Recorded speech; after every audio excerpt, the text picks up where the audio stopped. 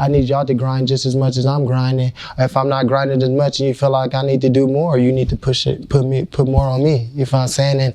And that's the type of circle you want. And when you got people like that, and that's why I enjoy being around you, Katie, because I know what type of person you actually are and things like that. And I know you're driven and willing to go far and beyond to get something accomplished. Welcome to Built with me, Katie Chung.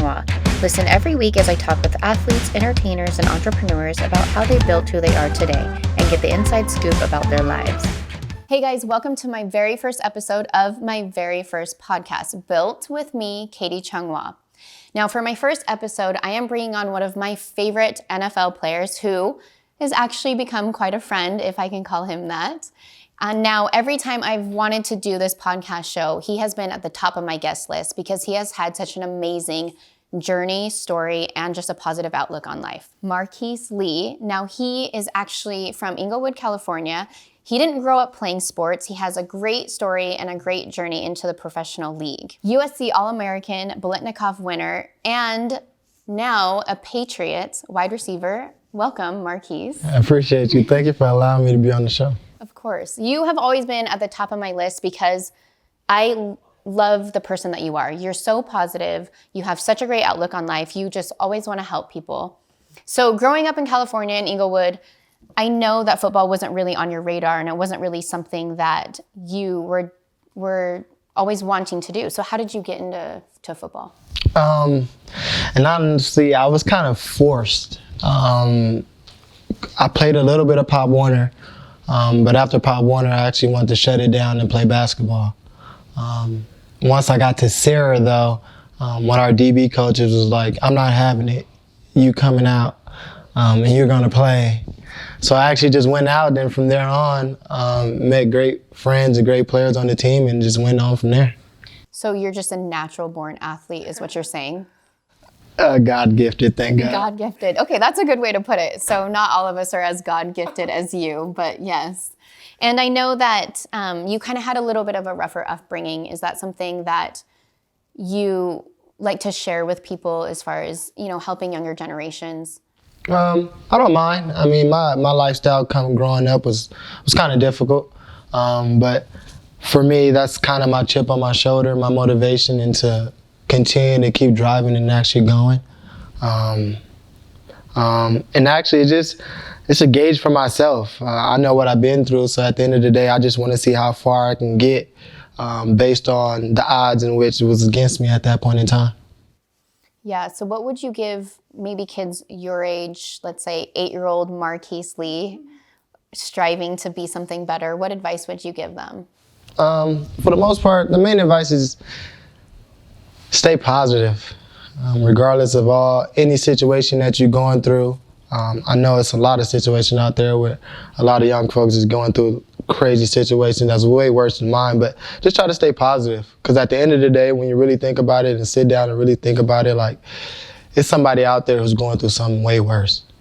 I'm not saying that should help your situation, but should shed a little bit of light on your situation in the sense of you can't feel that much bad for yourself. You know what I'm saying? You just got to find a way to get up and get out of it. And staying positive is a main way that you can honestly do that besides keep driving. You know what I'm saying? You fail.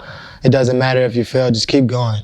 I ran in a lot of situations where I have friends not only in middle school and high school where I felt was good enough to make it to the NFL and things like that, but wasn't able to due to the fact that they ran into a brick wall and they decided to quit while others ran into the brick wall and decided to run through it instead of making that brick wall stop them.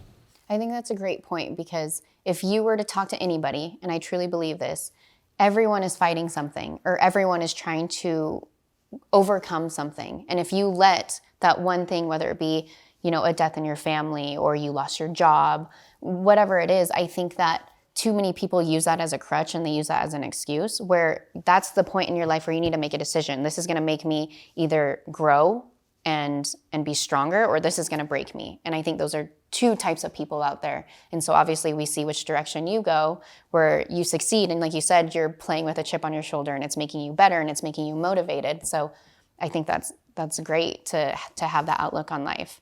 So you went from just jumping into a sport and being good, and then you were good in high school and then you were good in college. At what point did you realize, like, hey, I could be a professional NFL player?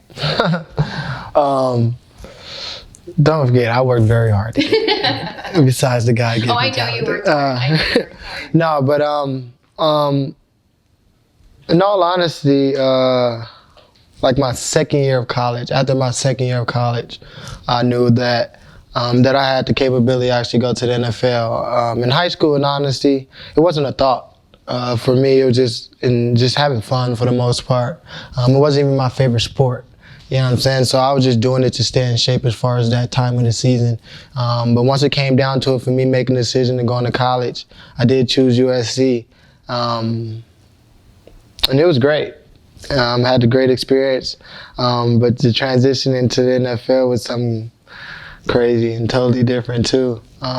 What would you relate that to, I guess, coming from college to the professional league? What was the biggest difference? Maybe the size of the players, the speed, the mentality, competition?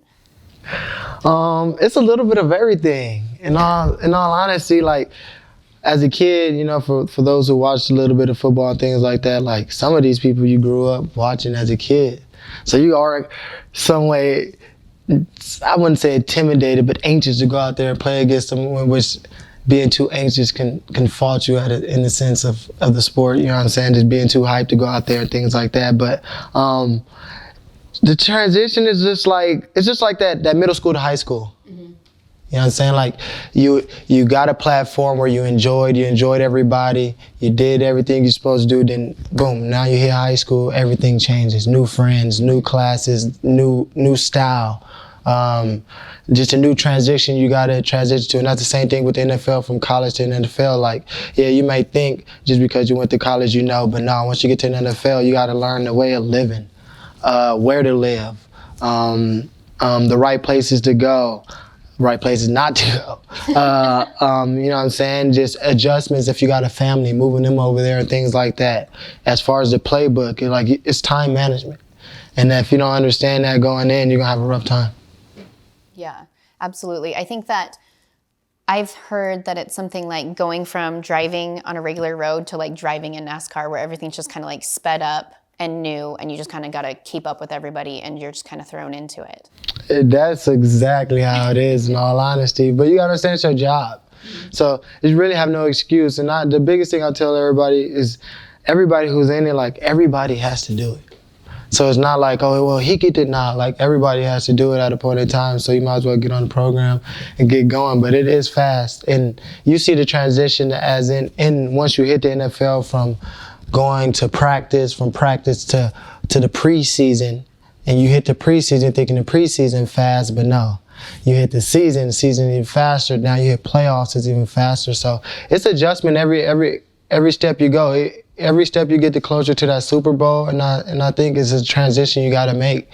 One, your body be fully fatigued, so you always got to find a way to figure it out. So like literally every time throughout the season, it just keeps challenging you over and over as you go later on in the season. Oh yeah, for sure. When you start the regular preseason and the regular things like that, like preseason, it's not as bad. But it is faster than what we learned coming out of college.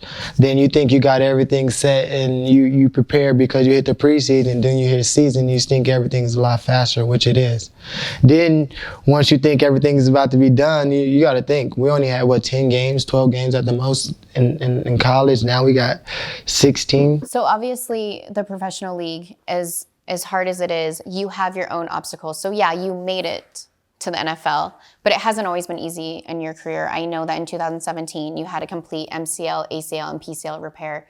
And that's something that I couldn't imagine coming back from.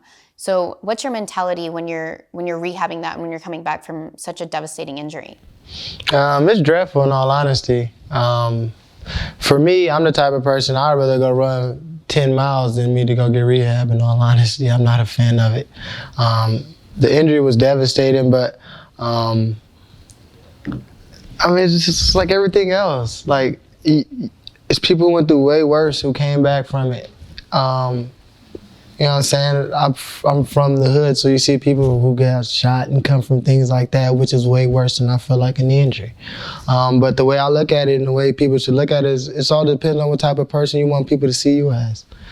Like, it's always easy to just quit.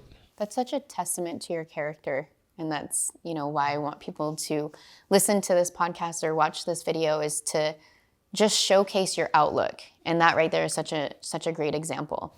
I mean, I learned a lot growing up. You know what I'm saying? Like, I was stubborn as a kid. I didn't want to learn, didn't want to listen. And now going through all the things I went through and being where I'm at today, just learn like what can make it easier just on people. You know what I'm saying? Like, I wasn't never a fan of football, and I understand that. But at the end of the day, God put me in a position to play the game. I never knew what for, and till this day, I'm still trying to figure out why. But I know at the end of the day, like, I've been through a lot of crazy things. And my thing is, if I can say a couple things or go out to the streets and help as much as I can to help kids who was in my position right now to benefit or get over this situation, then why not? You feel what I'm saying? That is my calling at this sense. I know what I've been through. I know I never had help in the sense of people coming talking and reaching out to me and things like that. Yeah, I had a great couple mentors that I encountered. But other than that, I didn't really have much. You know what I'm saying? In and out of foster care, staying in motels and things like that. That's not fun. But at the end of the day, I wouldn't change it for the world.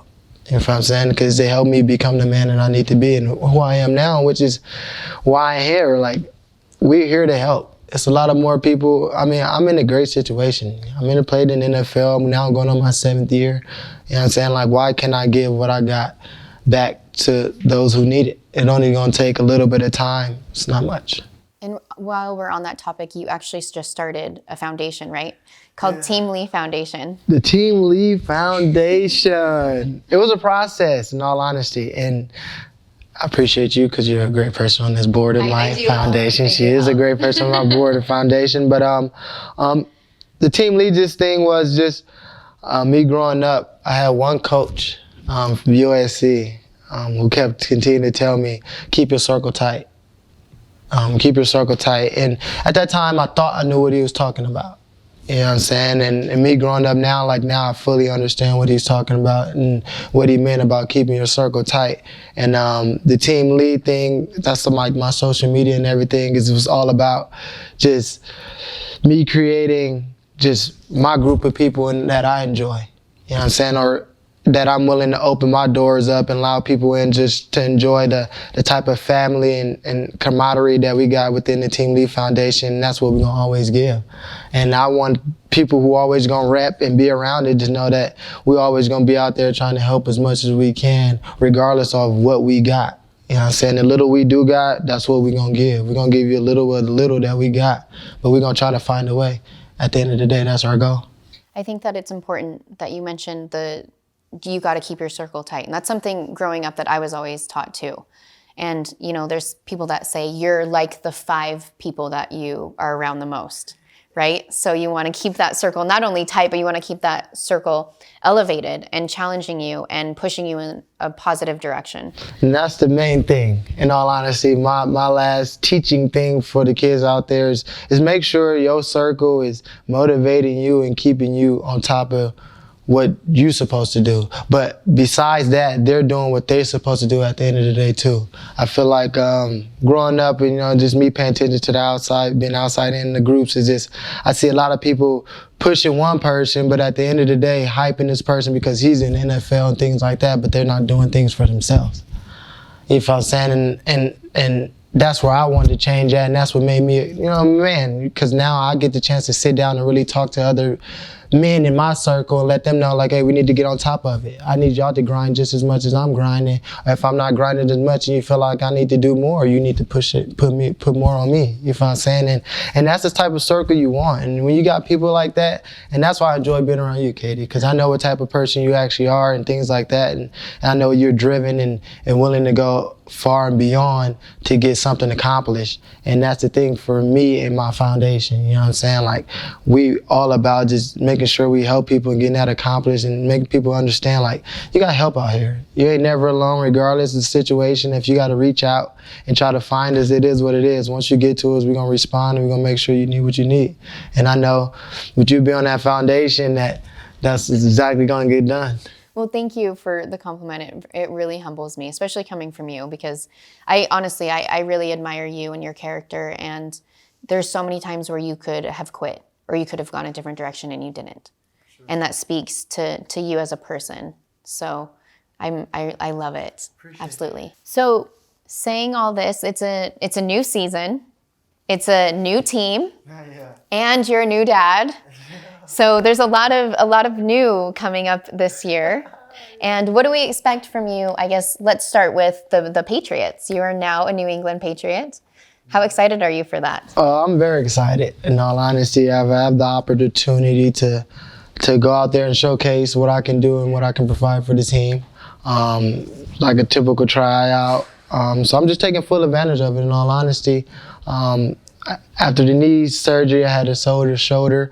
So my thing is I'm just trying to see where I stand and how much I can put forth and help the team as much as I can. You know, New England is a great team, so it's not much that they really need help with. But I'm just trying to come in and provide as much as I can. But I'm very excited about the new opportunity. And you said that a couple players had reached out to you and welcomed you to the team already, right? Yeah, I had a couple of players from just the receivers from, just New and Julian. Demir Berg and all them, Nikhil and Harry. Good. No, it felt great. In all honesty, then I had a quarterback like B. Hoyer reached out to me and just say congratulations being on the team. Looking forward to meeting you and things like that. So I'm very excited. I feel like I'm not out there alone. I feel like everybody wants me to succeed. Nobody wants me to fail. So at the end of the day, it's all on me at this point. Yeah, absolutely. I'm curious of your thoughts for the new season. Now, we can't ignore the whole coronavirus that's going on, and there's talks about maybe starting a season without fans. How do you think that's going to affect games? I mean, for me, I feel like we have talked about this before where it's almost like it's going to feel like a scrimmage. Do you think that's going to take down the intensity of the playing, if it's going to alter the game in any sort of way for players? Honestly, I can't really pinpoint it. It is going to be different. For sure, for the fans, not being able to come out and experience tailgating and coming out and experience games like that, but for the safety of of all of us, it's mandated and it's needed. For us as players, I don't know too many of the players, but for me, in all honesty, like, I really don't hear you guys. You're doing your own thing. Like, when I'm out there on the field, I really don't pay attention to the stands and everything until you score a touchdown or something like that, or you're on the sideline, in all honesty. But during the mix of you being on there and actually going through the plays, I really don't hear no type of fans until like everything stops. As far as the physical play, I can't pinpoint it. I'm pretty sure everybody out there, I feel like football is motivated by something. You know what I'm saying? I feel like most of the NFL players out there are self-motivated. It's that deep competition. Just the driven fact that you don't want to lose. I mean, for me anyway, that would be it. If I'm playing against a random sport against anybody, I don't want to lose. I don't care what it is. I can't now let you outshine me. That's out. Yeah, or my thing is just you can just add another chip to your shoulder. You know what I'm saying? Like, you still playing for your money, your finances at the end of the day. So my thing is, hey, I'm trying to buy my mom something this year. You know what I'm saying? I need a little bit more motivation, and that's my motivation in order to get where she needs, where I need her to get, and that is what it is. Like, whatever gets you going at the end of the day, that's all that matters. I don't care really what it is, as long as you're out there and getting the job done. At the end of the day, we gonna need each other, if I'm saying, and if we ain't got no fans, I know it's competing, but we gonna make it as fun as it can be. So at the end of the day, we're gonna have to go out there, bite the bullet, and just enjoy it. I mean, I foresee them allowing maybe a few people, like executives, and then hopefully family members. Immediate families, for sure, got to. I know I want my daughter to experience. I wanted to bring that up. So it's going to be her first season to watch her dad play football. She's not going to be very old, but she'll remember. We'll take some pictures. Anyway, so you have a new baby girl, Leah. Yes, I do have a new baby girl. Her name is Aaliyah. It's a blessing. Does that change kind of that definition of fatherhood and that drive and that motivation to succeed even more for her and your family? For sure, for sure. I actually use her in a lot of every day, pretty much as I can. When I get tired, when I got my last rep, you know what I'm saying, and I'm too whooped to finish the last rep, I just remind myself I got a daughter and I got somebody I need to do it for besides my girl.